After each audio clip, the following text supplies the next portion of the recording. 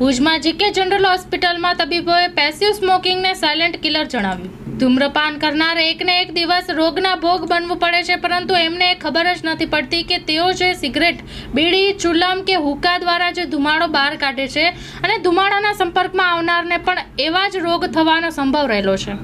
આવા ધૂમ્રપાન અને નિષ્ક્રિય ધૂમ્રપાન અથવા સેકન્ડ હેન્ડ અગર તો પેસિવ સ્મોકિંગ કહે છે, જેનો મોટાભાગે બાળકો અને સ્ત્રીઓને વિશેષ અસર થતી હોય છે।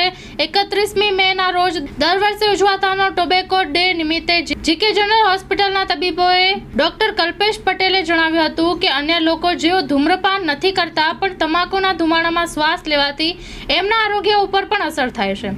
તમાકુના ધુમાડામાં અંદાજે 5000થી વધુ ઝેરી રસાયણ હોય છે, જે પૈકી કેટલાક તો કેન્સરોનું કારણ પણ બની શકે છે। તે ઉપરાંત હૃદય રોગ અને સ્ટ્રોક થાય છે। નિષ્ક્રિય ધૂમ્રપાન સૌથી વધુ અસર બાળકો અને ગર્ભસ્થ માતાને થાય છે, તેમાંય દરેક બાબતમાં સૌથી વધુ અસર તો બાળકોને થતી હોય છે। સેકન્ડ હેન્ડ સ્મોકમાં શ્વાસ લેવાથી જન્મ પછી બાળકનું ઓછું વજન જેવી બાબતો બને છે। બાળકને શ્વસન ચેપ અને પારણું મૃત્યુનું કારણ પણ ધુમાડો બને છે।